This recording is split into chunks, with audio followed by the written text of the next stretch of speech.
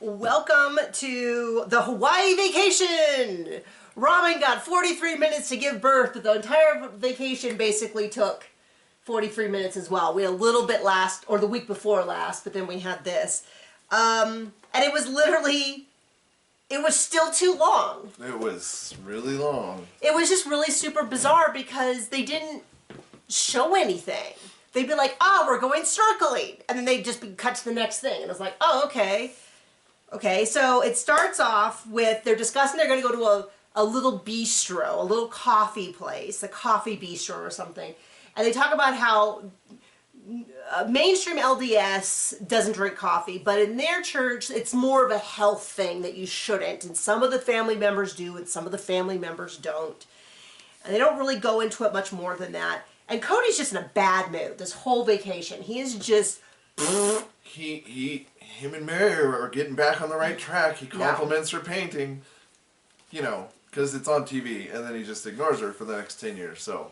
Yeah, so they go to this bistro, and we get, I don't know, 5 minutes of them parking, and Cody just being the worst. Insufferable. Oh, it's so dang. Oh, I don't know. And why is everyone driving so fast? And they say hang loose because everyone's so uptight or something. And he just keeps going on, and then he's like, my kids can't even get out of the car. And it's like, well, you got out of the car. It's like if you put, would you rather travel with Cody or cranky toddlers? Same thing. Yeah. And so he just is complaining, and then he's like, then he gets back in the car, and him and Caleb are going to move him, and he yells at Mary. It's like, you're in my way. And she's like, I just was making a face. And he's like, well, stupid. Well, of course he yells at Mary. He doesn't like Mary. Yeah, he doesn't yell at Mary a lot this trip. We see multiple times where he's just... And then he gets her hopes up, and then... Right, he gets one big planned speech to get her hopes up, and then the rest of the time he's just like, you're stupid, you're dumb, you're annoying. I hate you. I don't like you, your jokes aren't funny. Your face is annoying, all of that. So then they go and they move all the cars, and he just makes the biggest deal out of it. It's like, I don't know why you thought that taking 23 people, a group of 4, and I'm already like, I don't know if we should go there. What if they don't have a chair? You know, I'm not going with a group of 23 or 25 or 28. You mean you don't want me to have 3 more wives and a poop load more kids? You know, there's a lot of reasons I wouldn't want you to have more wives, but frankly, just parking alone...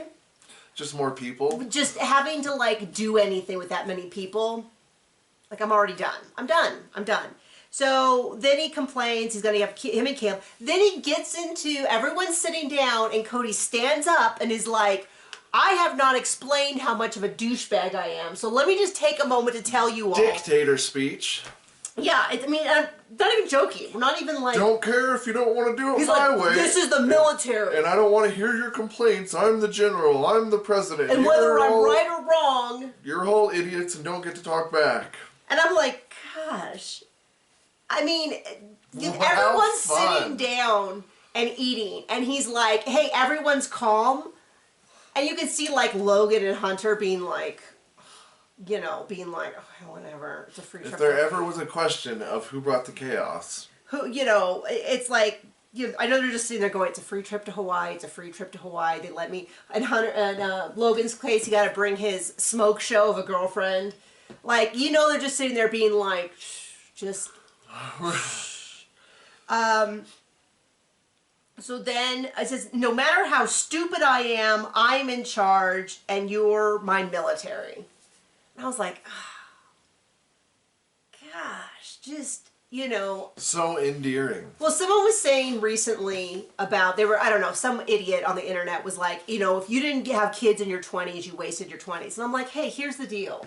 Okay. That's the kind of guys that were available in my 20s. It took me until I was 30 to find this one who I can stand. And I don't think anyone should marry someone that they can't stand. You should take the time to find someone you're genuinely compatible with, that you share values. And enjoy being around. Enjoy being around, that you're going to raise healthy adults. Like, and if you want children. If you want children. Yeah, if you don't, then wait till you find someone who doesn't.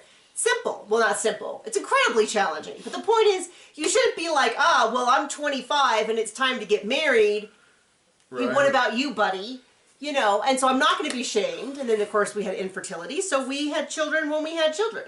And that's all there was to it. So, anyway, that's a total aside. So then they go to the beach.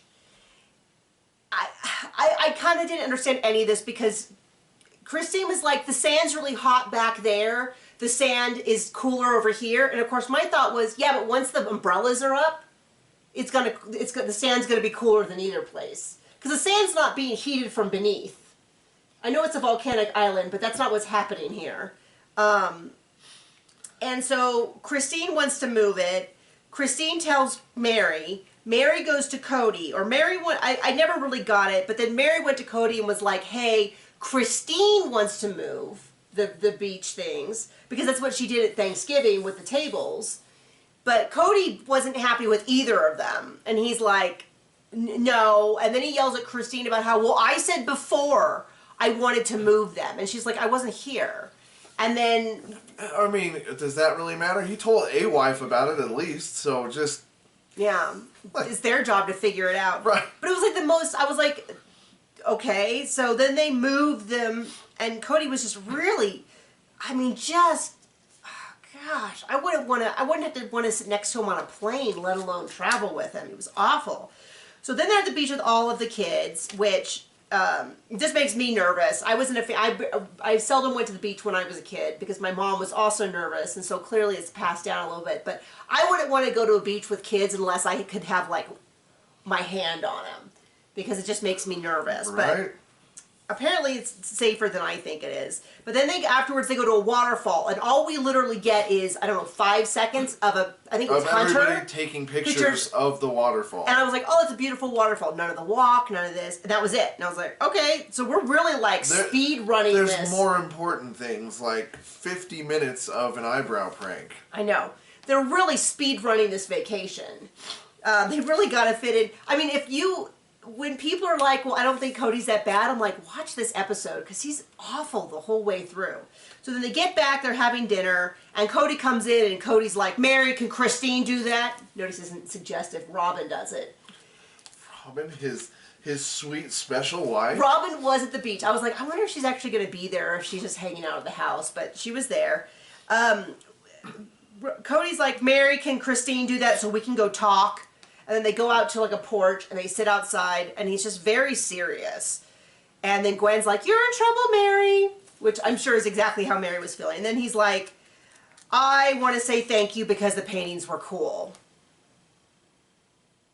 And then he talks to the camera in a solo head interview, and, oh, this is a step in the right direction, which we know is baloney. Yeah, it is not. It is. A step in any I'm going to direction. get her hopes up just to crush them later, because I hate her. It's such a great example of the dynamic that happened for the rest of the season, which is that he would have this big produced moment on camera with him telling her that they can reconcile and blah, blah, blah, but with very little emotion. But then every other scene you see of him, he's grousing at her. So annoying. So then... the next day, so remember when Mary had gone to visit Leon, Leon had made a pretty snarky comment about, why do you draw your eyebrows on so thin? So Mary and Brianna, who was also there, were like, oh, we're going to draw on really thick eyebrows. And of course, our first thing was, oh, you mean Robin eyebrows? And they really don't look... This was pre-Robin eyebrows. This must have been where she got that brilliant idea. Well, I'll tell you what, though, those eyebrows are not attractive, but I have absolutely seen people on TikTok with eyebrows that big and that dark. And they draw on, and then they see Janelle, and Janelle's like, oh, well, Janelle, do you want to do it? And Janelle's like, yeah, let's do it too. And they really talk a lot about how funny it is that Janelle and Mary are doing this. They draw these huge eyebrows. Everyone they're passing is laughing at them, but Leon is pretending, like, it's just like not, no, Mom, leave me alone. And it kind of bummed me. I mean, it just kind of feels like if there's going to be this much tension, maybe none of this should be on camera. Like maybe they should, I don't know, do something we want to see. Well, maybe Mary should just be like, hey, why don't we just give Leon some space at least from the camera or something. 8 minutes of snorkeling footage. No snorkeling footage. They don't even show they don't even show a single still shot of snorkeling. Not even them going to the snorkel place. And Cody is like, oh, I don't get it. And they're like, Cody, look, the eyebrows are really big. And he's like, yeah, whatever. He's too cool for school. And it's just like, gosh, this guy, I don't know why anyone likes him. He is just the worst. So, then Maddie sits down with the older siblings and the adults, and she's laying down the law. And they're like talking about she's micromanaging everyone and she's doing this. And I'm like, I think she's just being incredibly clear about the understanding for the wedding. They need to be here on this date, so you need to leave this date to get there on time. It's going to be at 4 o'clock. It's if you are late, we're going to do the wedding without you. Like, that's all there is to it. You're wearing green, you're wearing cream, you're wearing green, you're wearing cream, blah, blah, blah, blah, blah. Like, and then they cut to the parents, and the parents are like, gosh, she's really micromanaging everything. She's really being bossy. Yeah, and she really She's getting stuff done. Well, they're like, oh, she really put Caleb in his place and told him he had to be quiet. And I'm like, no, I think it's just a matter of, like, clarity. Like she knows how her family is. I don't know. I just found it really, I didn't like the way they talked about it when I was like, this is what I like. When someone is super clear and is like, this is where you need to be at this time, at this date. And none of this, like, fluffy, there's a plan, but I'm not going to tell you about it. It's going to be a big secret, and no one's going to know. What time do I show up to work tomorrow? Oh, whatever. We'll figure it out. And then when you show up, they're like, well, gosh, really coming in late. And you're like, that's why it would have been clear if you had just said 7:30. Do you know words? 7:30. Like, can you read time? We're very much people who are like, just tell us. And then we can make all of our plans around it. So I was like, big Team Maddie on this, where I was like, okay, guys, sorry that she told you what day to arrive for her wedding, her destination wedding. Anyway, and then she turns to Cody and she's like, we would like you to officiate the ceremony. And he's like, oh. He's holding one of his Tinder-age children at the time. Okay. So, you know. And she's like, okay, that's it. And then it does seem like he gets a little bit emotional. But it was really bizarre because it was like...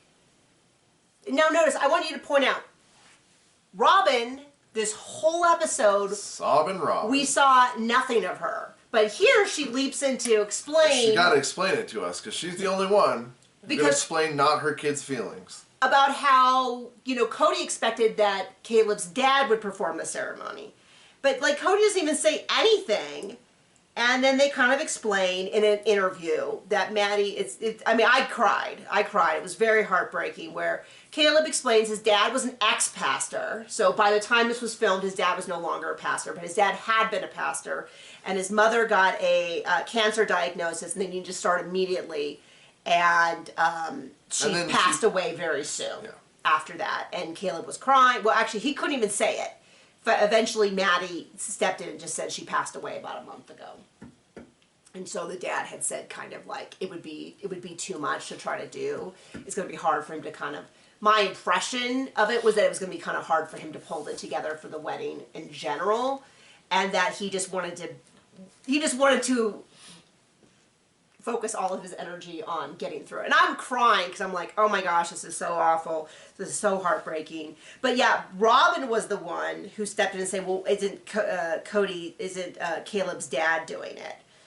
And it's so clear that Janelle knew this already. That Janelle knew that Maddie was going to ask Cody, and she was like, gosh, I just thought he'd be a little bit more, you know, excited, and we know that he definitely turns it into the Cody show. Yeah. Then they go surfing, and of course they've never had a family this big, and we're like, yeah, we get it, your family's big. Then they show footage of everyone doing, I thought, pretty well for surfing. Surfing's hard. And then they show Mary running over Leon, they make a big deal out of it. They show it like 4 or 5 times. That's it for all the surfing.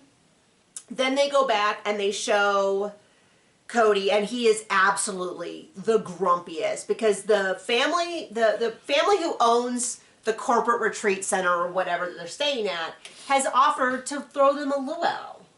And Cody's like, I don't eat pork. Or poi poi. I'm not gonna eat, what else are they gonna have? Poi poi? Being a jerk. And he's just really sulking. He's like, well, I have to go because it would be rude not to. And nobody asked his permission, so he's really bent about that. Yeah, it's like nobody asked my permission to have a luau. Which Janelle goes, he's never said that before. And Christine goes, like, oh, really? Because he does with me. Right? He knew better than to try that crap in front of Janelle. But then they explain, they did not say this, but if I had a question, I would like, we could do a rewind. I would like to know if this is something that happened when Robin joined the family, because he said as the kids got older, Cody was questioning how he wanted to raise them. And I'm like, yes, a question you only think about when the children are older. When Robin tells you how she wants everything to go. And they talked about how Jesus, their savior, would have been a Jewish man, and so they should live the way Jesus did. Now, I don't know what their New Testament says, but you and I can have a discussion about the New Testament, whether or not that's something that Jesus required his followers to do, especially when he was reaching out to the Gentiles. But Cody has decided that he is going to be partially Jewish, and therefore he is not going to eat pork. Just the stuff he wants to do out of it. Just the parts he likes. He's just going to kind of pick and choose. And I've had and this is not a surprise. This is actually very, very unsurprising, because he knows that he has been doing this with the Jewish faith for a while, which is just to sort of be like, I'm just going to grab a few random parts. It's like a buffet. Just pick what you want. Just grab a little here and there, the stuff that fits, and then whenever you decide you don't like something, you just put it back and you grab something different. Much like a wife or a child from a wife who's not favored. Just whatever. So unimportant stuff. He has really, and it sounds like and then he's really pitching a fit, because as Robin says, he won't force the children, but he'd really like them to follow his faith practice. But it's like, okay. It's also interesting because it's like, you mean the faith practice that he seems to just be making up randomly? Yeah. That's okay. Okay, there we go. Interesting. And he's just Robin says he wants the kids to follow our rules. So anyway, they do the luau. It seems like everybody else had a lovely time. There was a ton of food that didn't seem to be poi or pork. Janelle admits that she had a little and it tasted good. No one else said anything either way. And then we get to kind of a big scene that I have a lot of opinions on, which is this is when Mykelti tells Christine that Tony would like to ask for her hand in marriage. They've been dating for years at this point. Well, and I want to set some precedents, because a lot of people I see routinely say it's not fair that they treated Maddie and Mykelti so different. But I want to kind of give an example of how different their behavior is. So let's talk about Maddie. Maddie went away to school, moved into her own place, got a job at the university, and was doing all that, and she excelled at it. Then at some point, I don't have the exact timeline, she sat down the family and she said, I've been talking to a boy. It's someone you know, and it seems to be going somewhere, and so I wanted to let you know. She did not say we're going to get engaged. She said this is just kind of letting you know. She told them all it was Caleb. They already knew Caleb, so they were excited because they knew that he was a good guy and that she was starting this journey with him. Later on, they went to Alaska, and he was with the whole family. He met the whole family, and during that trip, he sat down with Cody and said, hey, I would like to ask for her hand in marriage. Sometime after that, they got engaged and they started planning a wedding the following year. Okay. She has shown herself, she's been living on her own for several years. She's excelling at school, all of that. Okay. Compare that with Mykelti, who went to school at UNAV for a year, did not do well, and flat out told us and her mom and everyone else, I don't want to be an adult. Everyone wants me to grow up and be serious and take life seriously, and I don't want to do that. I want to goof off and have fun. I want to go take a fun year, and then maybe I'll come back and go back to school and start growing up a little. I mean, these are the words that she's using. So she goes off to St. George. They kind of have a family friend. They know that she's dating this guy, but there's no indication that it's very serious. We've only on the show heard him mentioned in passing once, where she kind of said at some point, I think he came down to Las Vegas. So she sits down Christine and she's like, I actually don't want, this is all new information to Christine. I don't want to come back to Las Vegas. I love St. George. I love my life. And Tony would like to talk to Dad. And Christine's like, about dating you? And she's like, no, about marrying me. And Christine's just totally caught off guard. And she's like, I thought this was your fun year. I thought you were just goofing off for a year. I thought you, all that. She's like, I didn't even know, she didn't seem to know how long they had been dating. She said, we've been dating for 5 months or something. And she's like, oh, I had no idea it had been that long. Or 6 months or something. And then Christine says something like, oh, it's not like you want to get married tomorrow. She says no, it would be a while. A couple of months. But then she says in a couple months. But to me, it was a little unclear if she meant like in a couple months we'll get engaged and then. But people give Christine a hard time, but Christine's just genuinely like, I didn't know you guys were serious. I didn't even know you guys have been dating that long. I thought you were just going, I thought you were still thinking about coming back to Las Vegas. Like, I thought you were just having, this was your fun year. She seems totally caught off guard.